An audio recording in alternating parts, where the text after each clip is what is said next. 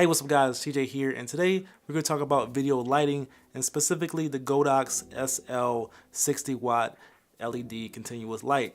And before we get into that, we're going to talk about what people like me and you, content creators, filmmakers, are looking for in a continuous LED light. So if we break it down to its basics, an LED light basically consists of a panel or an array of different LEDs, a power source that's mounted directly or indirectly to the unit that would affect the heat or the dissipation of the heat. So the fan is another component that we probably look at, basically the sound of the fan and how loud it is, and also a dimmer of some sort, some way to turn up or turn down the brightness. Now as consumers, we look at power output, we look at the ease of use, we look at things like attachments, how many modifiers and different things that you can put onto it or attach to it.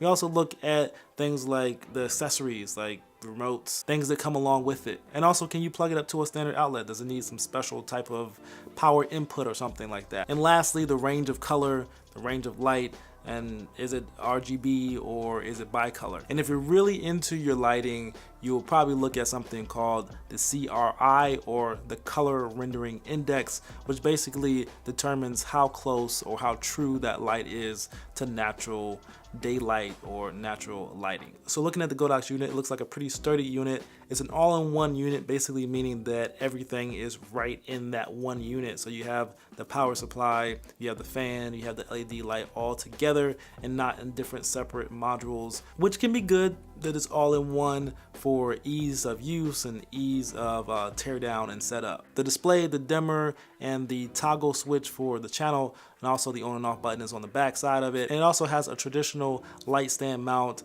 with kind of a swivel or tilt head. It also accepts umbrella modifiers and also Bowens mount modifiers and soft boxes. The light also comes with the remote that has 16 channels and 6 groups, so you can group up different lights into 6 different groups.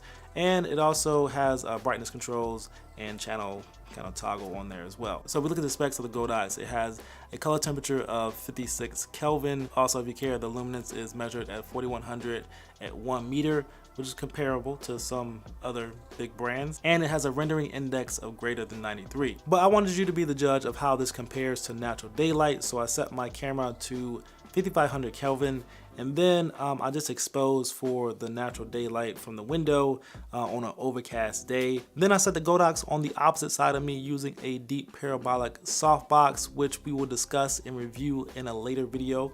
This thing is amazing. So on the left side of my face is the Godox, and the right side of my face is the natural light coming out from the window. So you guys be the judge. Let me know what you think in the comments below. How close is it? Now there are some things about this light that concern me, and you know, everything isn't good. Some things are pretty negative. Like this whole thing is pretty much made out of plastic, and I'm not sure how durable it is, but it doesn't seem like there's any parts of the unit that will just break off or just fall off like randomly.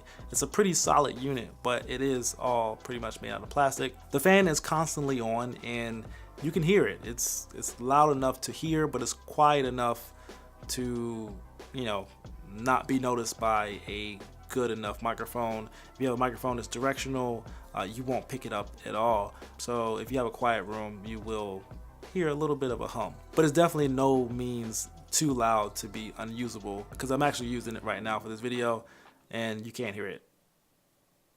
So why am I calling this the best bang for your buck continuous light for filmmakers? Well, basically because you get all of that for $130. A continuous light with comparable brightness to top brands at 1 meter, a 93 plus CRI rating, which is good. You're getting a remote dimming capability from 10% to 100%, and then you're getting the ability to mount on Bowens and also with umbrella modifiers. So you can get like 5.5 of these for the price of one aperture 120D, which it's not in any way comparable in quality or in just quality of light, but it's pretty darn good. Look, cheap video and filmmaking and photography tech is getting better and better, and there's not much that you can complain about a unit like this, especially at the price of $135. But let me know what you guys think in the comments below, and I will see you guys next video. Peace.